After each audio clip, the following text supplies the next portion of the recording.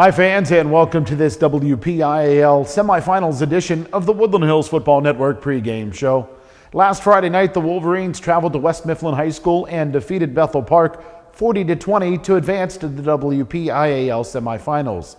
This week, they'll take on Pittsburgh Central Catholic in a rematch of the 2013 WPIAL Championship game and the 2014 WPIAL quarterfinals. We're going to sit down with Woodland Hills head coach George Novak to review last week's win over Bethel Park, preview this week's game against Central Catholic, and we'll also let you see highlights of last Friday's game. All of that and more on the pregame show right here on the Woodland Hills Football Network.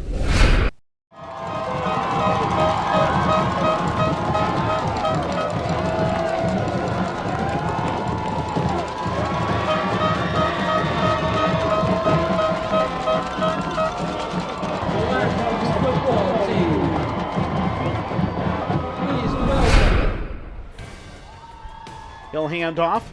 It's Miles Sanders running right inside of the 25, inside of the 20, still on his feet, 15, and out of bounds around the 10-yard line. Cooper with sidecars to either side. He'll hand off to Miles Sanders. He's got a crease, running through white jerseys, reaches the ball across the goal line, and it's a Woody High touchdown. The Wolverines on top, 6-0.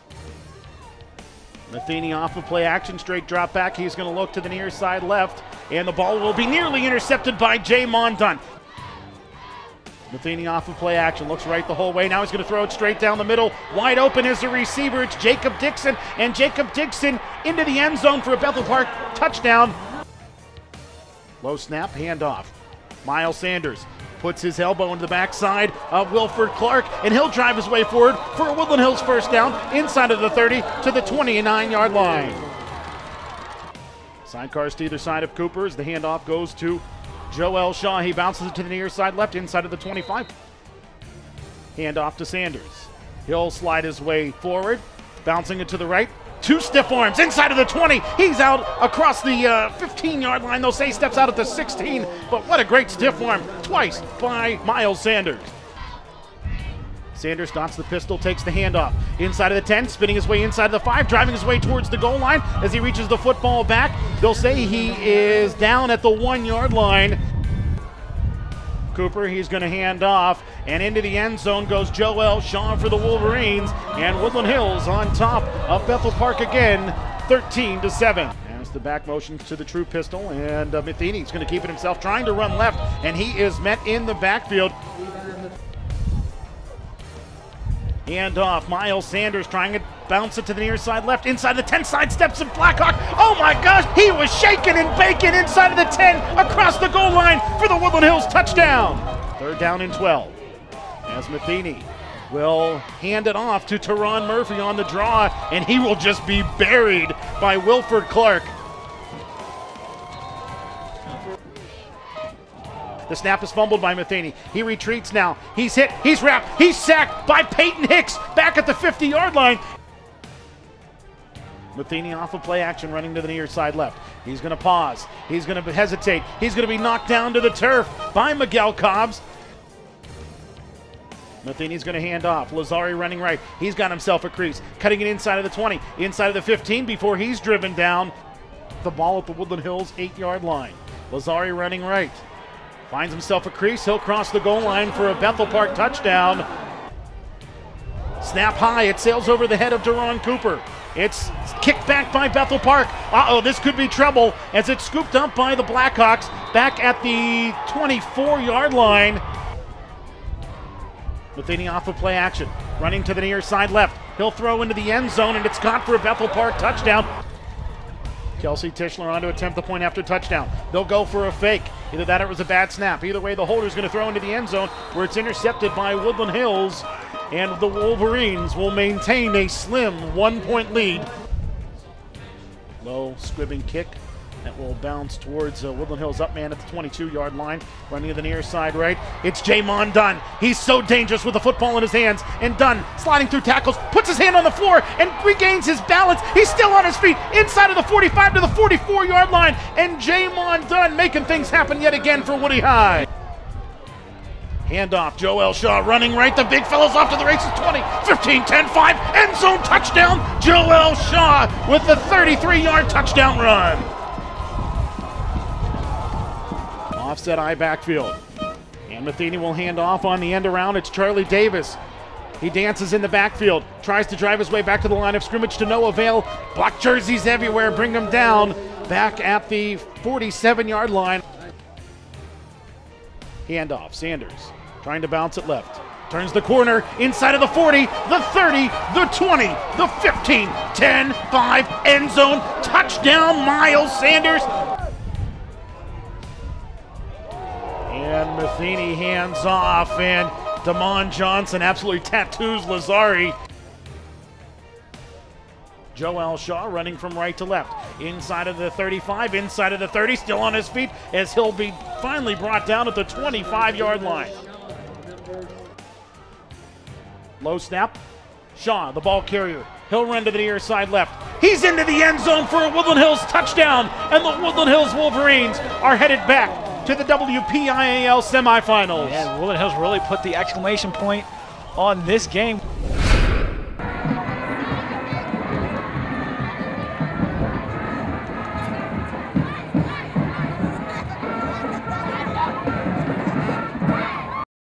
We are the Woodland Hills Wolverines. Since 1987, we've been a part of some of the most electrifying football games in Western Pennsylvania, and we've established a national reputation of excellence. Whether you're a former player, a Woody High alum, a parent, or a fan, you're part of our Wolverine family. And now you can join us by becoming a part of our new booster club, the Wolverine Nation. Visit WHFBA.org and see how your donation can help our student athletes while earning you unique benefits. We're more than just a booster club. We are the Wolverine Nation. Hi again, fans, and welcome back to this WPIAL Semi-Finals edition of the Woodland Hills Football Network pregame show. Adam Gusky here, sitting down with Woodland Hills head coach George Novak. And Coach Novak, before we talk about this week's game against Central Catholic, let's take a look back to last Friday's victory over Bethel Park. You had a little bit of a scare in the third quarter, but down the stretch you were able to pull away from the Blackhawks and put them away. Yeah, it was an exciting game for a while there. We knew that Bethel had a great team. Matheny, a four-year starter quarterback. And, we had a couple young guys in the secondary. They both rolled up when one of them was supposed to stay back, and they hit their big tight end Dixon, first-team all-conference kid. Basketball player, he's 6'5". They caught him down the middle, nobody on him, and he scored an easy touchdown on us.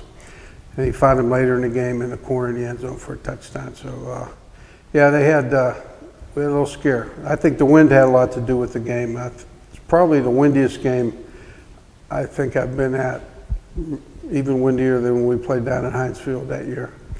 But it was windy. It affected the ball, passing the ball and putting the ball.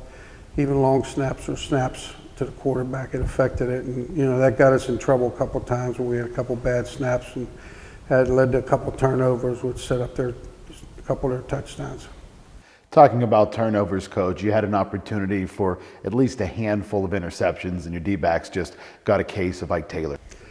Yeah, we did. We had, like you say, 5 interceptions that we could have had. We had one in the end zone there, but of those 5, 1 or 2 of them could have been taken back for 6 points. But that's a big part of the game. But with the weather and the ball flapping around out there, it's hard to catch. It was hard for the receivers, but it's definitely they were in the right position, did a great job on the coverage, and just couldn't hold on to the ball.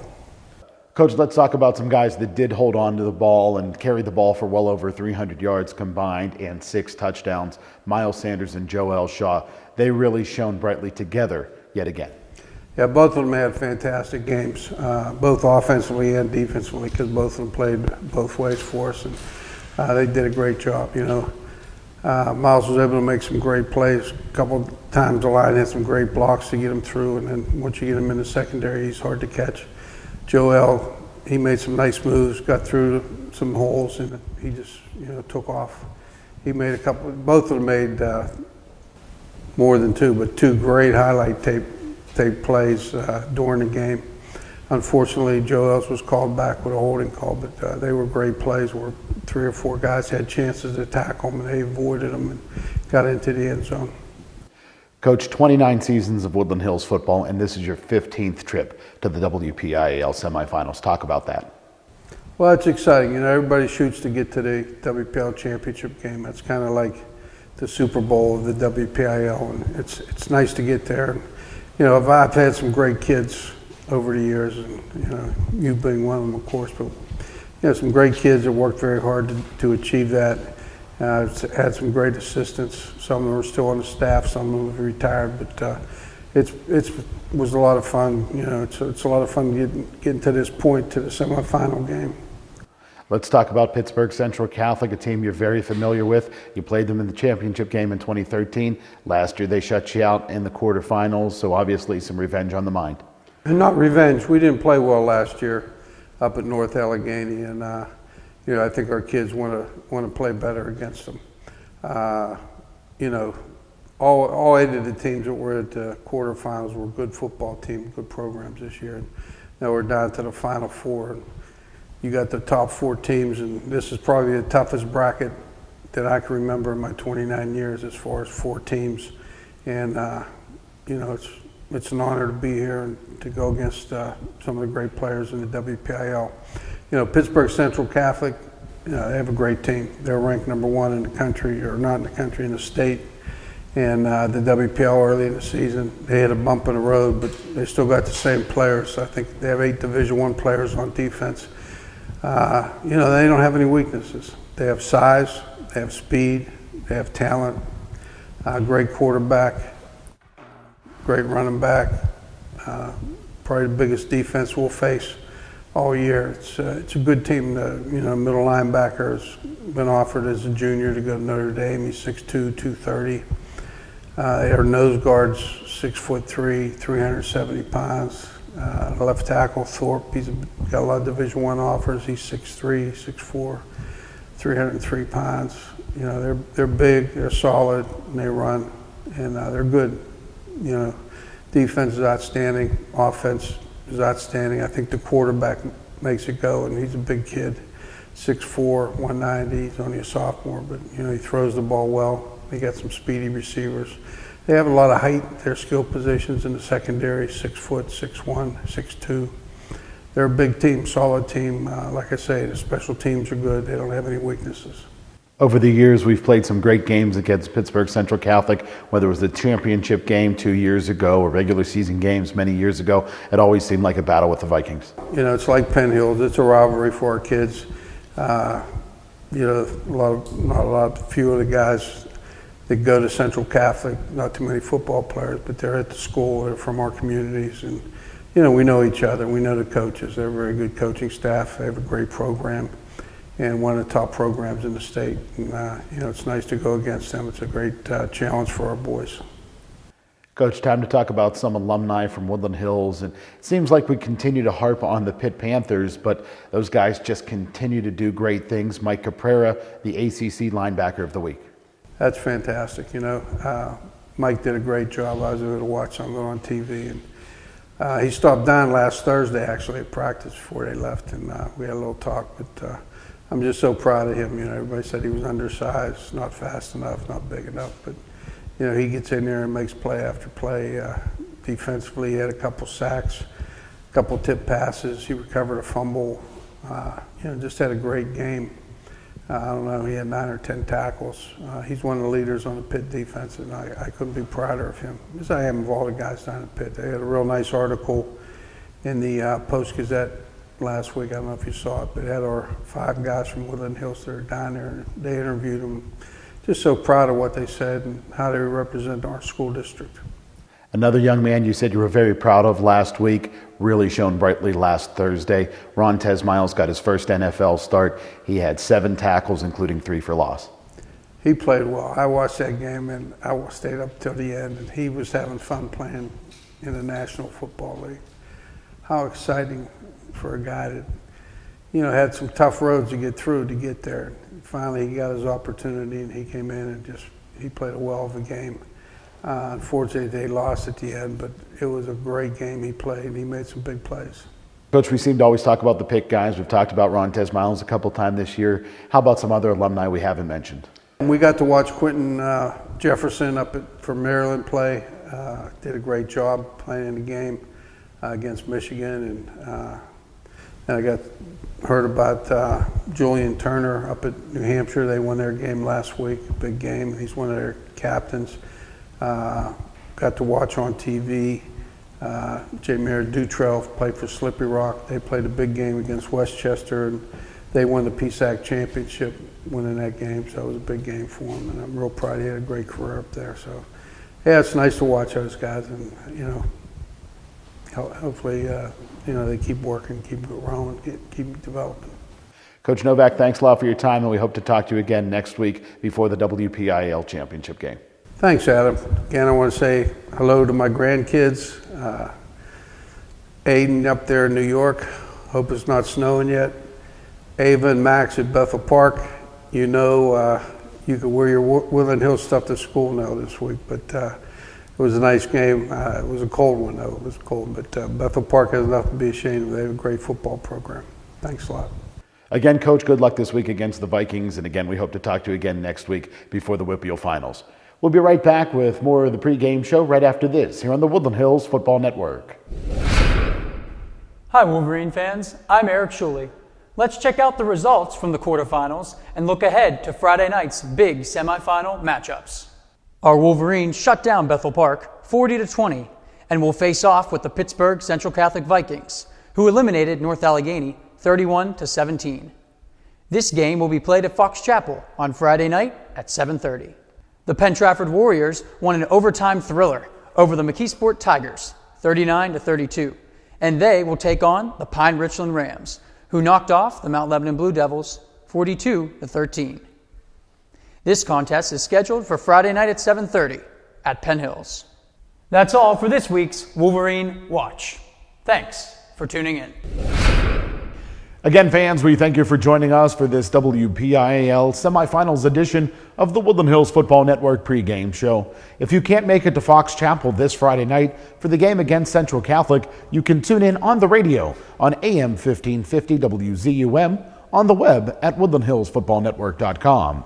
Our radio broadcast can also be heard live and archived on msasports.net. We'll have our live radio broadcast on Monroeville Comcast Cable Channel 13, Penn Hills Comcast Cable Channel 98, and Verizon Fios Channel 37.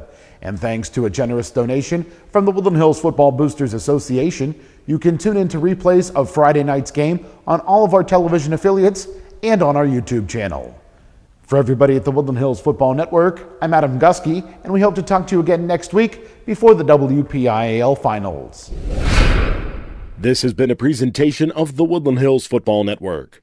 Watch us on YouTube, like us on Facebook, follow us on Twitter, and as always, visit us at woodlandhillsfootballnetwork.com.